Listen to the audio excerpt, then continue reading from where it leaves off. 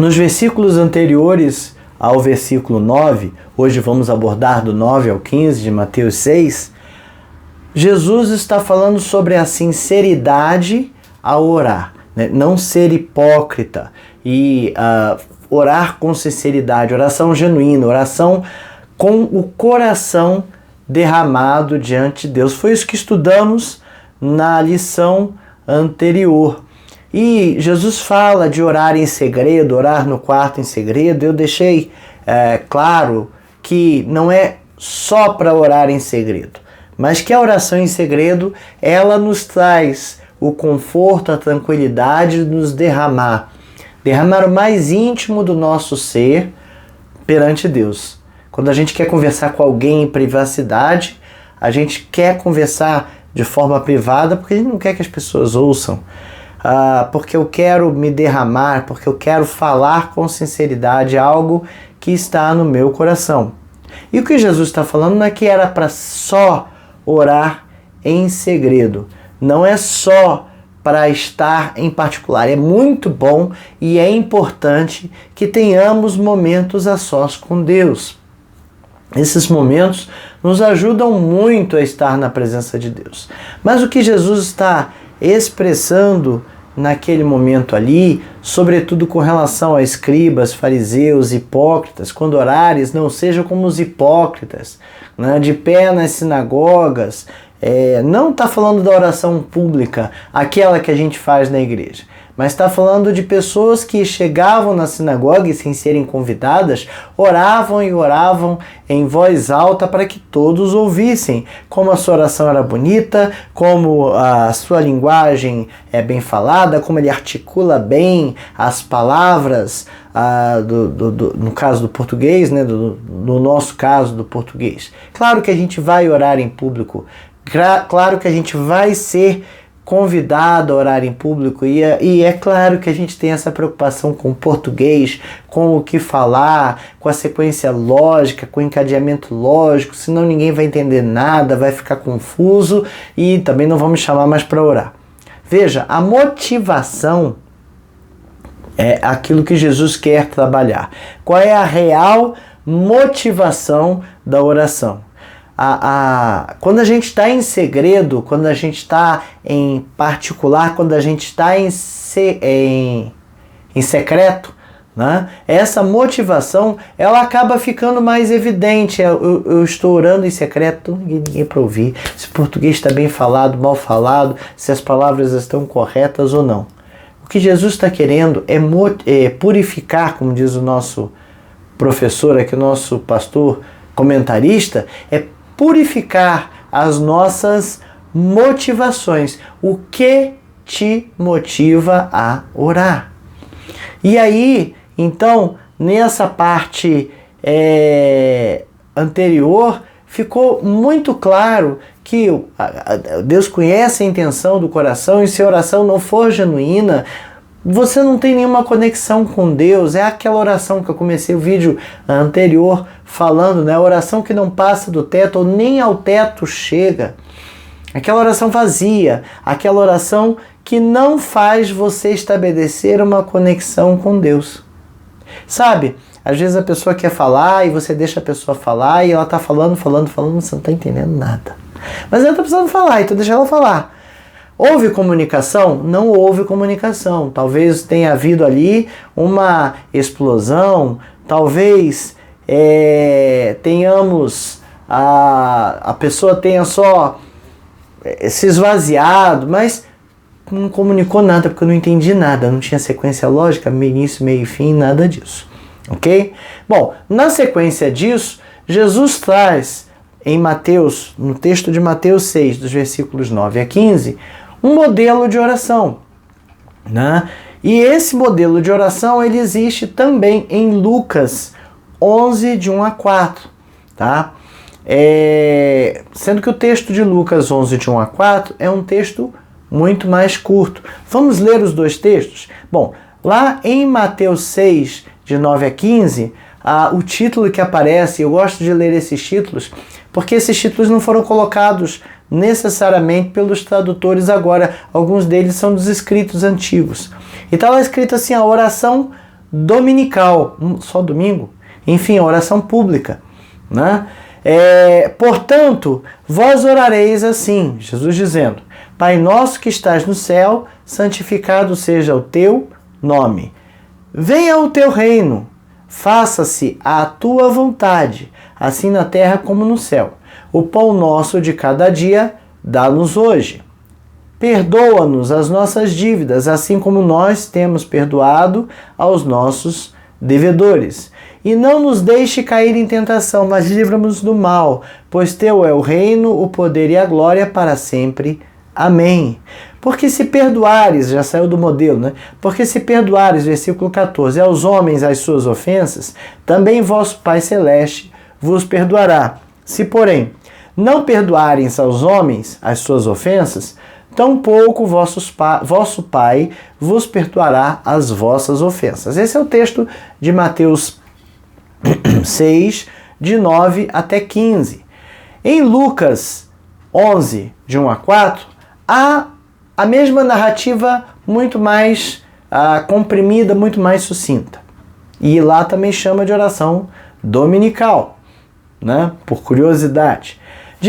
De uma feita, estava Jesus orando em certo lugar, quando terminou, um dos seus discípulos lhe pediu: Senhor, ensina-nos a orar, como também João ensinou os seus discípulos.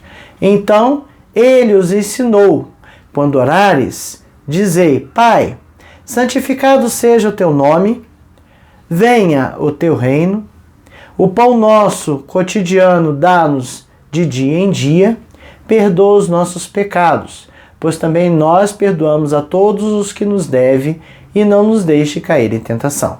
Esse texto de Lucas está muito mais comprimido.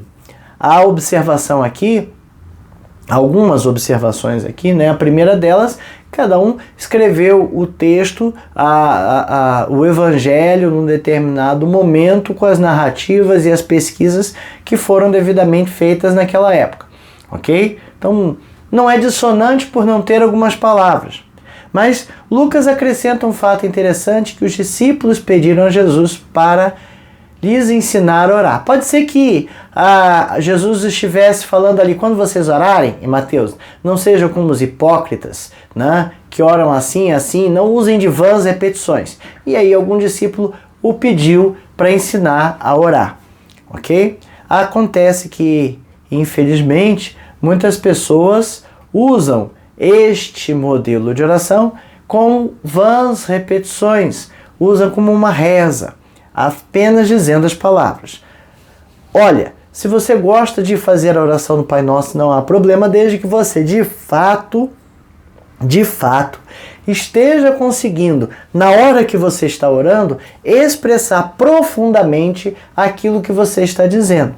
Porque se você simplesmente repetir como um texto decorado, vira uma vã repetição. E é isso que Jesus condenou. A gente mostrou na lição passada que Jesus orou no Getsemane, e repetiu as mesmas palavras por 3 vezes. Ok? Não 3 vezes seguidas, mas fez uma oração, foi lá falar com os discípulos, estavam dormindo, e aí voltou, orou, e depois foi lá, falou de novo, acordou os discípulos, e voltou e orou, e diz lá no texto com as mesmas palavras. Então, não há problema de repetir as palavras, desde que no seu coração, na sua mente, haja o profundo entendimento daquilo que você está falando. Não é entender as palavras, mas entender o que de fato elas significam. Tá certo? Lucas foi mais sucinto, mais curto, mais primitivo, usou talvez poucos textos ali que ele tenha ouvido mais. Há uma desconfiança de que Lucas escreveu também Atos e um é a continuação do outro. Os dois textos conversam numa sequência. Então, como eu vou dizer, talvez ele tenha feito uma pesquisa mais à frente e colocou um pouco menos de texto, mas Mateus ele aprofunda mais o texto e destrincha um pouquinho mais aquilo que Jesus falou. Agora, veja que Mateus dá uma ênfase no fato da consciência de que não podemos excluir ninguém quando chegamos a Deus, né? Mateus 5, de 23 e 24, fala ali, ó, se pois ao trazeres ao altar a tua oferta, ali te lembrares que teu irmão tem alguma coisa contra ti, deixa perante o altar a tua oferta. Vai primeiro reconciliar-se com teu irmão, e então, voltando, faze a tua oferta. Ok? Em Mateus, a gente vê que há uma ênfase das coisas públicas, das coisas nossas, né? Pai nosso que está do céu, ele continua com outros nossos à frente. Ele está orando, e Jesus está ensinando as pessoas a orar em público, sim, a orar em público. Mas já que você vai orar em público, então faça isso com a responsabilidade coletiva. Se eu vou orar na igreja, perdão, não sou eu que vou falar sozinho com Deus. Eu estou levando aquelas pessoas a falarem em grupo com Deus. Então eu preciso levar algumas coisas em consideração. Veja, Jesus chama Deus de Pai, ok? Mas a gente não pode, e isso é uma intimidade familiar, mas a gente não pode esquecer que há uma distância entre nós e Deus no que tange a sua transcendência. Ele é Deus, eu não posso falar com Deus palavras agressivas ou um tom agressivo, ou como alguns fazem aí, ordenando, determinando. Quem sou eu para mandar em Deus? Por favor, não posso fazer isso, né? Assim como eu não posso dar ordens no meu pai, na minha mãe, ou no meu avô, na minha avó, naqueles que me são autoridade. Você já experimentou dar ordem no seu chefe? Não, né? Não vá fazer isso não, porque tu vai perder o emprego, né? Vai ser colocado na rua por justa causa e falta de respeito. Então, veja, Deus é Pai, mas eu preciso ter reverência ao entrar na sua presença. Ele é Pai e está disposto a nos ouvir, mas eu não posso falar qualquer coisa para ele. A gente hoje, infelizmente, na nossa sociedade, tem algumas coisas muito confusas. Alguns pais se acham colegas, amigos dos seus filhos, e a gente deve ser amigo dos filhos, claro, amizade. Deus é Pai e nosso amigo, mas Ele é Pai. E eu não posso perder essa limitação, essa posição de pai. Sabe por quê? Na hora que eu tiver que corrigir, eu vou corrigir. Não importa se é um amigo ou não amigo. Aliás, eu corrijo porque eu sou amigo. E eu falo o que o filho não quer ouvir porque eu sou amigo. Porque muitos amigos, muitas vezes, não falam o que você precisaria ouvir com medo de lhe ofender, afetar a sua amizade ou você ficar aborrecido, ou eu ficar aborrecido. Muitas vezes meus amigos não serão completamente, não é sinceros, mas escrachados, não vão abrir o verbo para falar comigo por medo de me ofender, por medo de perder a amizade. Então, veja, é um relacionamento filho com pai.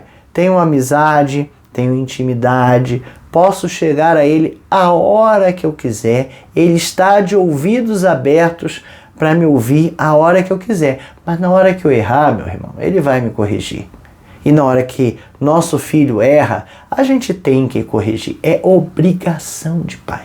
Eu não posso deixar isso de lado, ok? Bom, mas essa foi a introdução, longa introdução, mas boa, a respeito da lição número 7. A revista Palavra e Vida, edição número 80. A revista Palavra e Vida é editada pela Convenção Batista Fluminense. Está disponível no site batistasfluminense.org.br. Você pode acessar o site lá, baixar a versão em PDF. Se eu conseguir pelo correio, eles me mandaram pelo correio, eu comprei a revista, mas também tem no Kindle. Se você gosta de usar o Kindle lá da Amazon, você pode baixar lá e comprar a revista baratinha lá, ok? Essa edição de número 80, tem por tema o reino e o monte, a cidadania do reino e o sermão do monte. E foi escrita pelo pastor Luciano Cozendei, ok? Hoje nós estamos vendo a lição de número 7, que tem por tema oração modelo, falando de Mateus 6,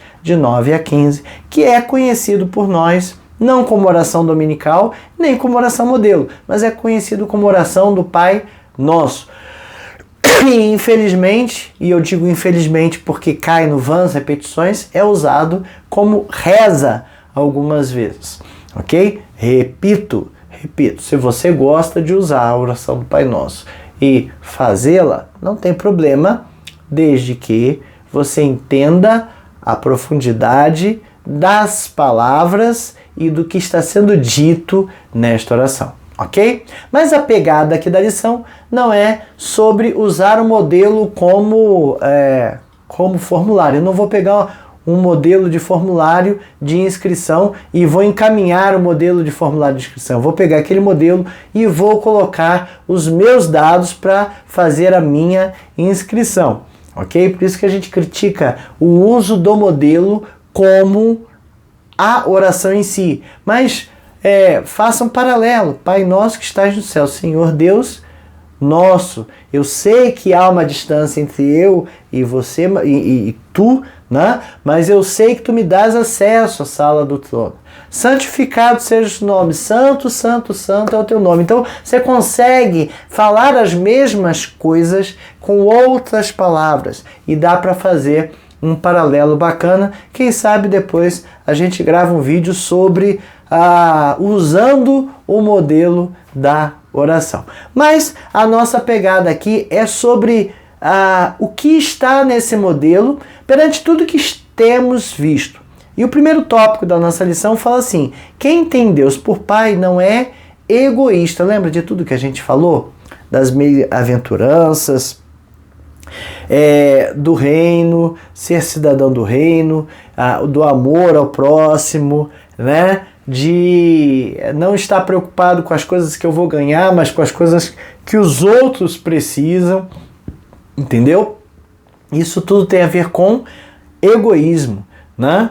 E é um paradoxo, né? Ele exige respeito e honra por parte de todos na vida cristã, porque na vida cristã, no modelo que Jesus está nos ensinando, que não é um modelo legalista, ou seja, cumprir a lei ajuda, mas eu preciso cumprir a lei a partir do meu coração. Eu preciso entender o que a lei quer e o meu coração me impede de fazer certas coisas porque essas coisas me incomodam, né?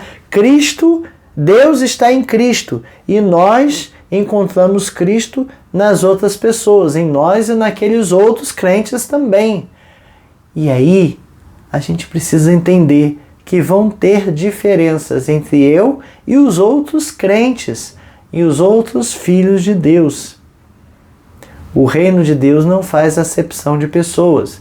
Isso quer dizer que tem pessoas que gostam de louvar diferente de mim. Tem pessoas que gostam de hinos, outras gostam de cânticos. Tem pessoas que gostam de cânticos, mas não gostam de todos os cânticos. Tem pessoas que entendem outro jeito, as doutrinas um pouco diferentes. E tem pessoas que não têm maturidade, que vão ficar irritadas, que vão brigar.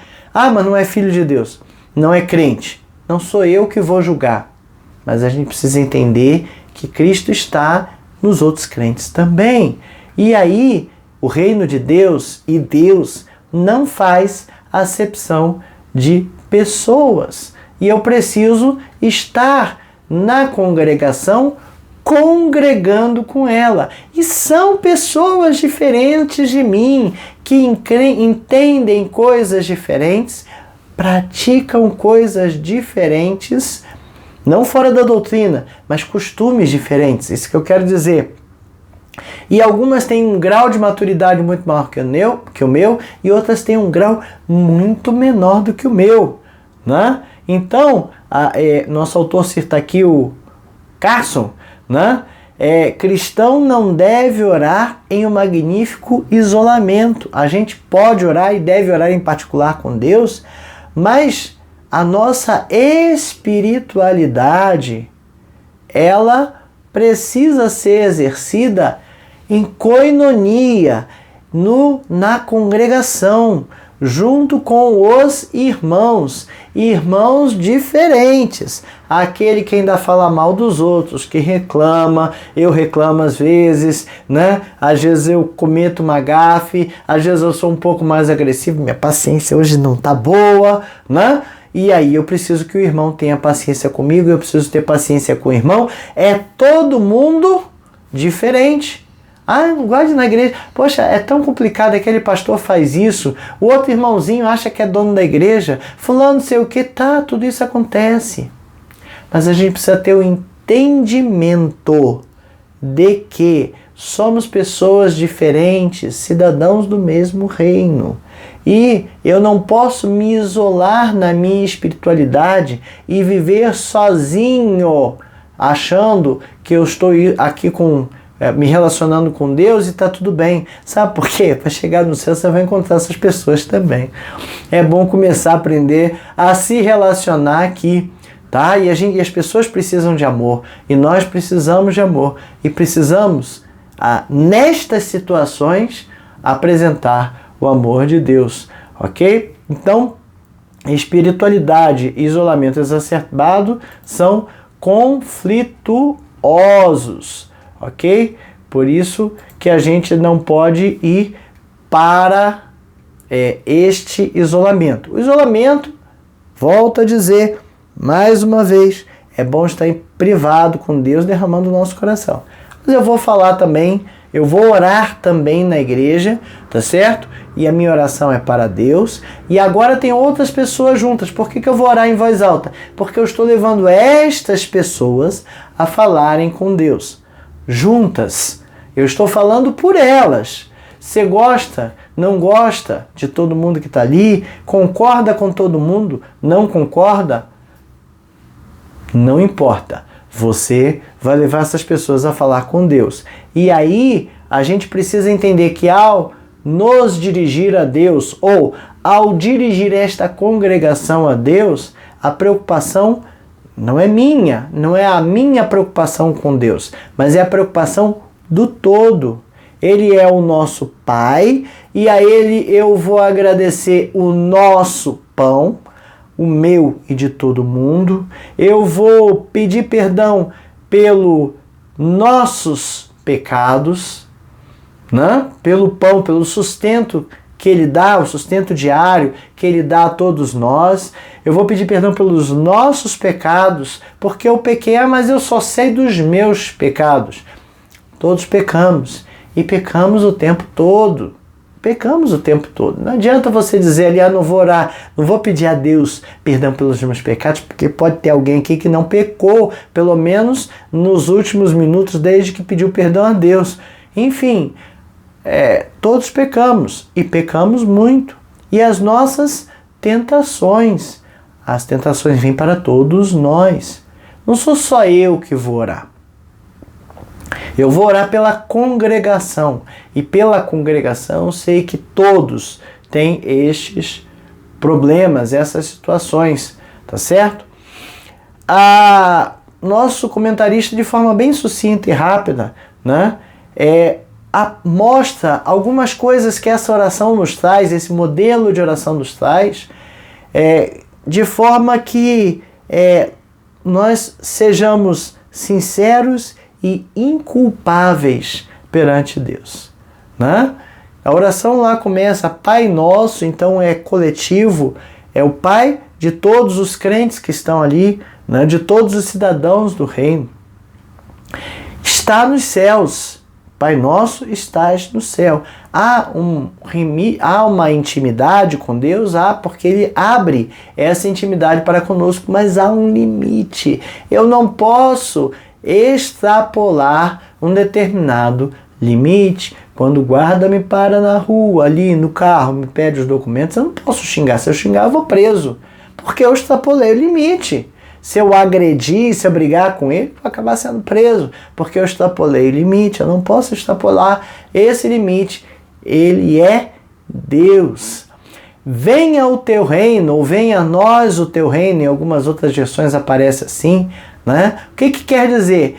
Que o reino de Deus seja implantado e eu estou me submetendo à sua vontade, eu estou me dispondo a trabalhar no reino e eu estou me submetendo à tua vontade, de fazer a sua vontade e cumprir aquilo que o reino vai me trazer de obrigação e de serviço. Seja feita a tua vontade, né? Aí o pessoal fala, não, mas é que se Deus quiser. Vamos lá, tá, eu posso pedir coisas e submeter à vontade dele, mas existe a vontade de Deus relativa a coisas que eu não pedi. E será que eu estou disposto a conhecer a vontade dele para a minha vida, a vontade dele para as minhas ações? Porque eu posso pedir um carro novo, uma casa nova, alguma coisa, e achar que é da vontade de Deus que eu ganhe esse carro, essa casa, alguma coisa, né? Se Deus quiser, tá? E se não quiser, né? E será que ele tem um plano específico para mim? Ele quer que eu tenha um emprego A, um emprego B, que eu seja pastor, que eu não seja, que eu seja professor, que eu seja isso, que eu seja aquilo? Não sei, eu preciso submeter a minha vida à vontade dele. Seja feita a tua vontade, não só nas coisas que eu te pedi como ambição ou desejo pessoal, mas no que tu queres para a minha vida. Eu quero submeter a minha vida à tua vontade. O pão nosso de cada dia nos dá hoje. O pão nosso de cada dia é o sustento diário, é o suprimento, é aquilo que eu preciso para sobreviver. A gente se preocupa muito com a comida que vai comer, com o salário que vai ganhar, procura um emprego, um concurso, alguma coisa que nos dê estabilidade, compra a comida com antecedência para ter em casa, mas tem coisas que eu preciso para sobreviver que ele nos dá a cada momento, o ar que eu respiro, a gravidade que me mantém preso ao chão, a saúde, eu não controlo essas coisas, mas Deus me dá este suprimento todo dia, né? Aí do verso 12, olha o que o verso 12 nos traz. Perdoa as nossas dívidas, perdoa aquilo que eu estou devendo, os meus pecados, os meus não, os nossos, né? Oração coletiva. Da mesma forma como eu perdoo aqueles que me devem, né? Ih, será que eu perdoo os que me devem? Olha que coisa perigosa. Né? A gente costuma pedir a Deus perdão pelos nossos pecados, mas será que a gente pede a Deus perdão pelos nossos pecados na mesma medida que a gente perdoa os outros? Ai, ai, ai, ai, ai! Não nos deixe cair em tentação. E talvez, e aí, próximo tópico vai falar um pouquinho mais disso, talvez a tentação aí seja a minha justiça, eu querer fazer a minha justiça. Talvez a maior das tentações seja essa. Eu resolver os meus problemas, eu resolver da minha forma, independente daquilo que Deus quer e da forma como Ele quer. A nossa justiça própria é vencida pela consciência de necessidade de ajuda. Não deixe, Senhor, que eu caia em tentação, tentando eu mesmo resolver os meus problemas do meu jeito. Misericórdia, Senhor. Nosso segundo tópico fala assim, ó: quem tem Deus por Pai, vence a amargura. E a referência à tentação aqui, ela vem, talvez, né?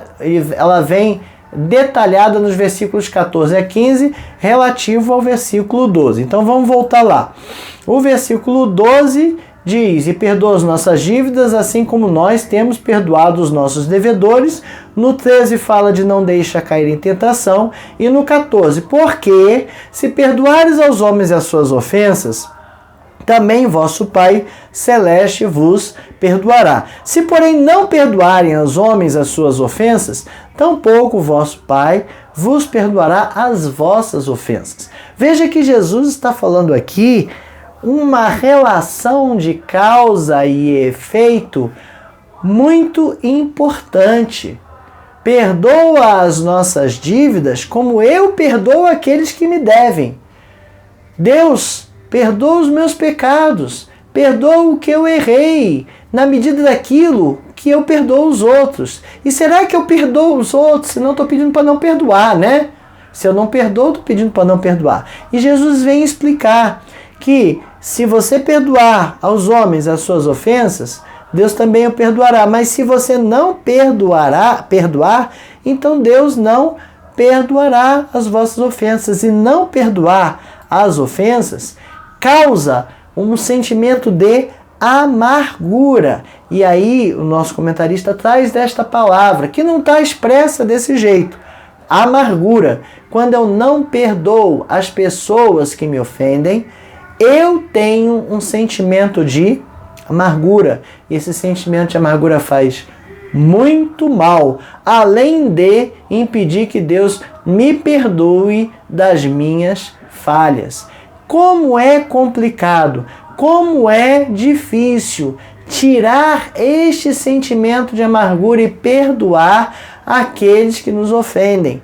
Mas se você não fizer isso, talvez você esteja caindo na tentação de pedir a Deus perdão pelos seus pecados e não perdoar ninguém das coisas, ou não perdoar alguns, né, das coisas que eles fazem. Ele cita de novo Carson, tentação de manter um verniz de religião verdadeira, mesmo quando pensamentos secretos estão tomados por corrupção. Eu estar irritado, odiando meu irmão, pedindo, Senhor, me perdoa, aquele pecado que eu fiz assim, assim, assado. Não tem validade. Não tem validade. Isso gera uma amargura, né? E aí ele cita Hebreus 12, 15, que eu até peguei um pouquinho mais. Eu peguei Hebreus 12, de 14 a 17. Segui a paz com todos e a santificação, sem a qual ninguém verá o Senhor, atentando, prestando atenção diligentemente, porque ninguém seja faltoso. Ou seja, eu não quero estar em falta com os outros, separando-se da graça de Deus. Se eu estiver em falta, eu não vou estar santificado, não consigo ver a Deus, e vou começar a me separar da graça de Deus. Nem haja alguma raiz de amargura que brotando, ele fala a planta, né? Raiz de amargura que brotando vos perturbe, e por meio dela muitos sejam contaminados. Nem haja algum impuro ou profano, como foi Esaú, o qual por repasto vendeu o seu direito de primogenitura. Pois sabeis também que, posteriormente, querendo ele herdar a bênção, foi rejeitado, pois não achou lugar de arrependimento, embora com lágrimas o tivesse buscado. Ele cita Esaú, né? Paulo cita Esaú, vendeu a sua primogenitura, se arrependeu e não se arrependeu de coração. Veja, ele fala da raiz de amargura.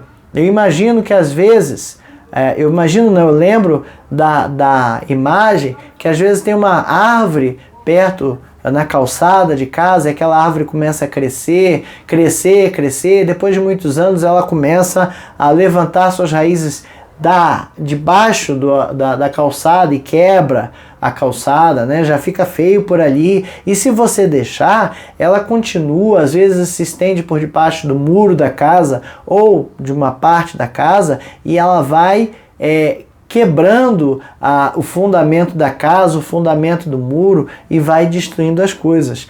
Raiz de amargura. Amargura é um problema interno. Não posso deixar ter um pouquinho de amargura, porque ela vai brotar, ela vai crescer, e as raízes irão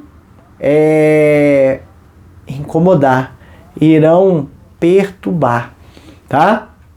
A amargura não pode existir, né? E eu não posso ter ressentimentos no meu coração. Isso é grave. Eu preciso prestar muita atenção a isso. Muita atenção a isso. Sabe por quê? Porque não, já perdoei. Bom, deixei. E aí lá pelas tantas, mas o fulano fez aquilo, né? E assim, tem uma amargurazinha. Eu achei que eu perdoei, né?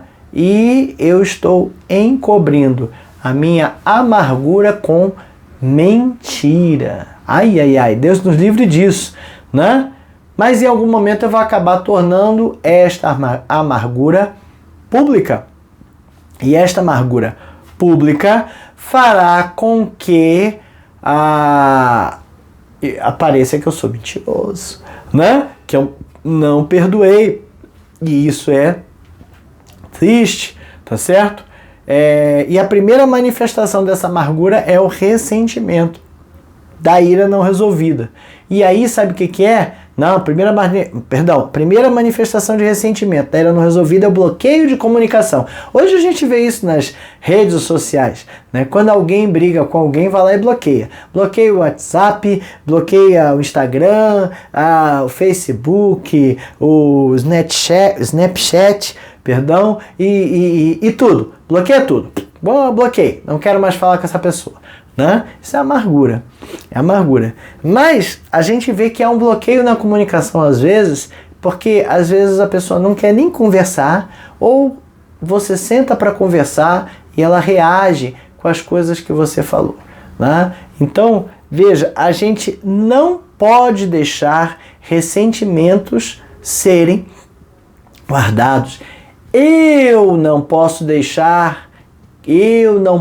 guardar ressentimentos. Eu não tenho como, se eu ofendi alguém, fazer com que alguém não guarde ressentimento de mim. Eu tenho como pedir perdão, eu vou lá, converso, se a pessoa quiser, porque às vezes não quer, né? Às vezes está ofendida, está chateada, e eu não consigo chegar-me a essa pessoa, mas eu vou ficar orando, até que eu consiga de fato pedir perdão. Mas eu tenho que cuidar dos ressentimentos que estão no meu coração, raiz de amargura, porque ela vai brotar.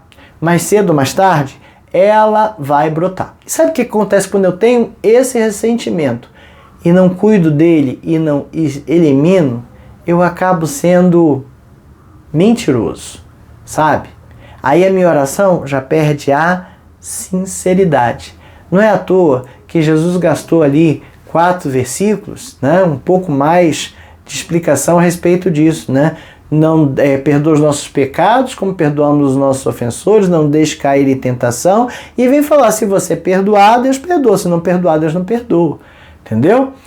Provérbios 26, do versículo 24 ao 26, aquele que aborrece, dissimula com os lábios. Olha o que o Salomão está falando aí, ó, que aborrece. Quem está aborrecido? Não, tá tudo bem, mas no íntimo encobre o engano. Quando te falar suavemente, não te fies nele. Esse cara tá aborrecido comigo. Tá falando de mansinho, tá calmo, mas eu não tô confiando não. Porque 7 abominações há no seu coração. Ainda que o seu ódio se encobre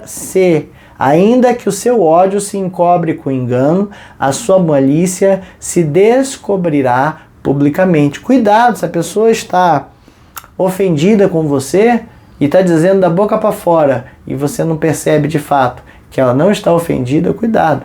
Pode ser que venha aí à frente uma reação dura, pesada.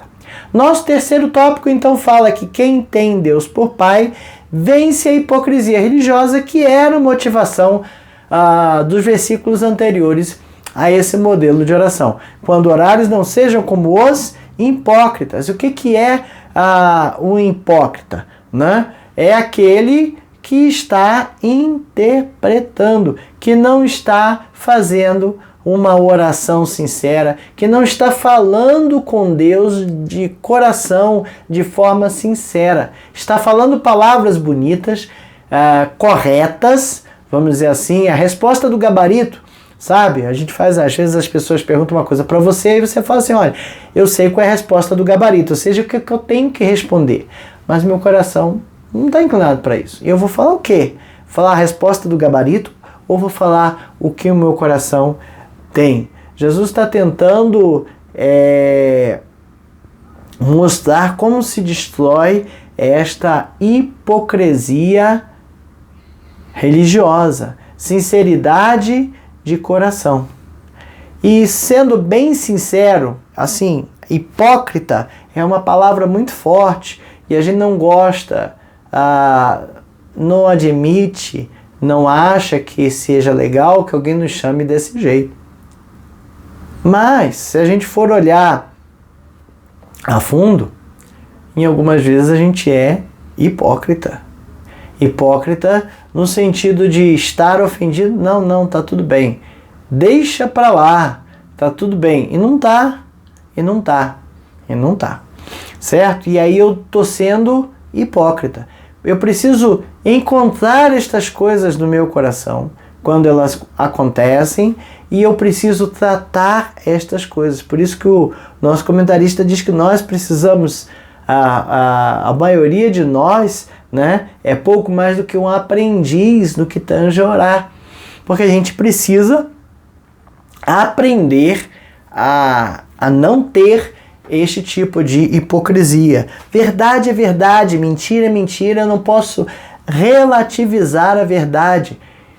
Infelizmente a gente está no momento, está vivendo tempos em que as pessoas querem relativizar várias verdades, existem meias verdades. Não é bem desse jeito.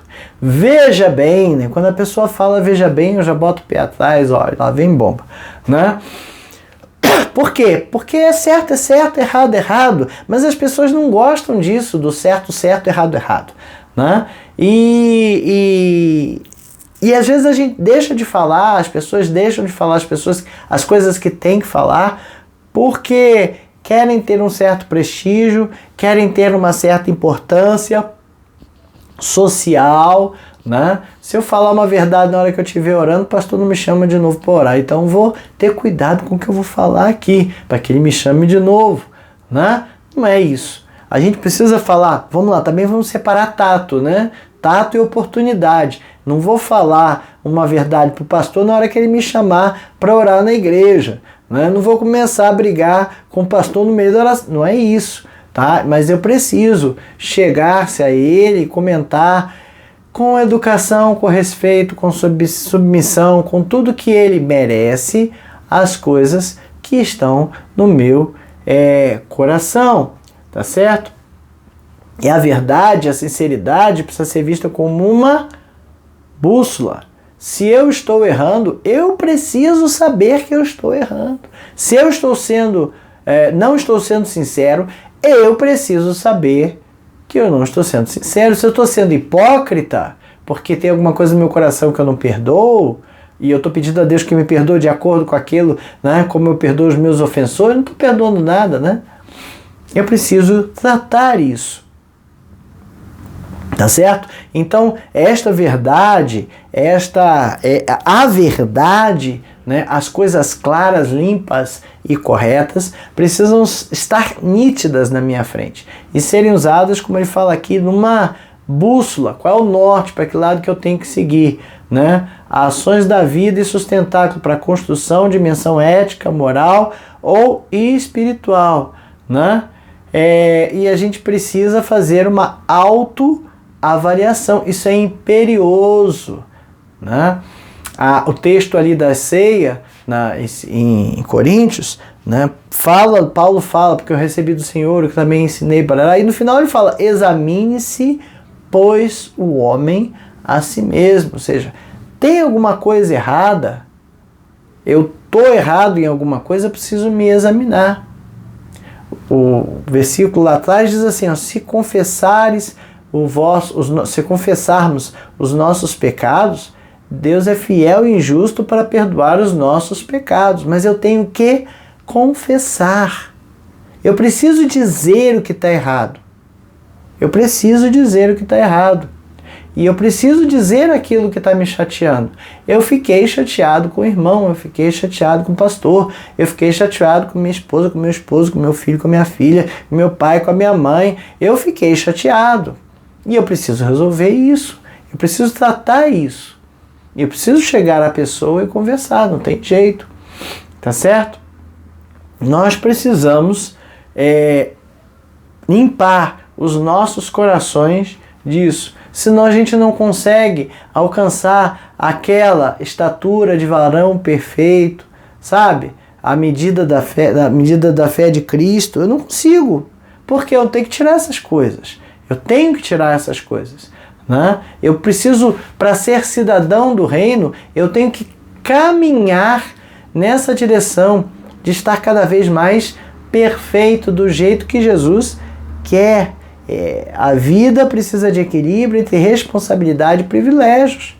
Claro, eu não posso falar qualquer coisa em qualquer lugar, mas eu preciso falar as coisas. Eu preciso dizer, eu não posso agir com hipocrisia. O nosso comentarista aqui traz a palavra do grego hipocrisia, né?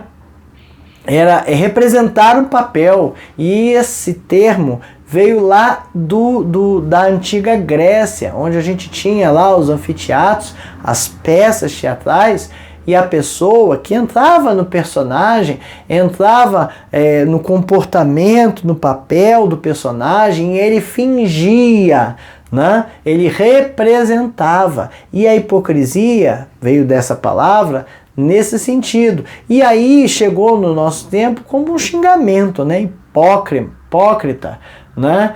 Uma pessoa falsa, fingida, dissimulada, ela é hipócrita, mas ela está representando. O grande problema, irmãos, é quando nós estamos sendo hipócritas sem querer ser, ou achando que não estamos sendo. Quando eu deixo de perdoar alguém, quando eu guardo rancor e mágoa desta pessoa, eu estou sendo hipócrita. Muito cuidado. Muito cuidado. Eu não posso ser hipócrita. Eu não posso ser fingido. Ok? Conclusão. Na oração do Pai Nosso, aprendemos uma série de coisas. A redenção, né? Estamos rendidos a Deus. A autoridade, Pai Nosso que estás no céu. A adoração, ó, santificado seja o teu nome. Governo, venha o teu reino, seja feita a vossa vontade, e eu vou me submeter, submissão ao seu reino. Provisão, Pai, o pão nosso de cada dia nos dá hoje. Perdão, perdoa as nossas ofensas. Né? Proteção, perdoa, não nos deixe cair em tentação. Libertação, livra-nos do mal. E segurança, ele dá a segurança para todas essas coisas. Né? Então veja que existem ideias, como a gente chama, ideias força por trás dos termos ditos na oração do Pai Nosso. Se você fizer uma oração com as mesmas ideias, forças, em outras palavras, expressando a Deus o que você pensa, né, você vai falar a mesma coisa, só que com uma forma muito mais personalizada. Ok? E quando eu consigo entender todas essas ideias, forças, não ser hipócrita, porque eu não estou escondendo nada nem de Deus nem de mim, né? E eu consigo de fato chegar mais próximo de Deus. Como eu falei lá em Lucas, ele diz que os discípulos pediram para aprender a orar, como João tinha ensinado aos seus discípulos, né? Veja, eles queriam que Jesus desse um modelo, que Jesus ensinasse, dissesse o que falar e como falar. Né? E ele cita aqui o outro autor, Abraham Heschel: não nos recusamos a orar, apenas sentimos que a nossa língua está presa, que a mente está inerte e a nossa visão está embaçada. Cuidado, a gente não pode estar com a língua presa, a vida inerte, né? E a visão embaçada. A gente tem que tirar estas coisas para que a gente consiga orar, para que a gente consiga conversar com Deus. E precisamos conversar sobre oração, né? Pelo menos a gente deveria buscar a motivação correta, a certa para orar. Orar com o coração. Romanos 8, 26 e 27. Também o Espírito semelhantemente nos assiste em nossas fraquezas, porque não sabemos como orar, não sabemos orar como convém, mas o Espírito intercede por nós sobremaneira com gemidos inexprimíveis. Você não precisa fazer gemidos inexprimíveis, né? Mas você pode orar e o Espírito intercede por nós dessa forma. E aquele que sonda os corações sabe qual é a mente do Espírito, porque segundo a vontade de Deus é que ele intercede pelos santos. Precisamos orar. Ele ainda cita aqui o pastor Billy Graham, aos 99 anos de idade: dobre os seus joelhos e ore, até que você e Deus se tornem amigos íntimos. Intimidade com Deus, não esquecendo do respeito. Para pensar e agir. Comunicação é uma dádiva de Deus, né? E a gente tem a comunicação com Deus e precisamos ter a comunicação uns com os outros. Será que eu tenho parceiros de oração, amigos de oração? Será que eu gosto de orar junto com alguém? Ou estou tentando viver a minha espiritualidade de forma particular, né? Nós somos filhos de Deus e Deus é o nosso Pai amoroso e querido. Será que eu compartilho com Ele as coisas que amarguram o meu coração, as minhas tristezas? Às vezes você quer alguém para falar e não tem, então vá para o seu quarto e ore. Fale com Ele, derrame seu coração a Ele. Ao orar, você faz com motivações corretas e valores corretos ao reino de Deus? Ou será que eu estou orando tudo errado? Misericórdia. Senhor, protege-nos disso. Que o Senhor nos abençoe e nos ajude a estarmos longe de uma oração falsa, de uma oração hipócrita, de uma oração sem discernir aquilo que de fato estamos falando e fazendo. Que consigamos entender, localizar direitinho quais são aquelas ofensas que temos dos outros, para que a gente extermine todas estas raízes, eu vou até um pouquinho mais, né? Sementes de amargura, que vão brotar se a gente não fizer nada, vão criar raízes e vão nos incomodar. Amém?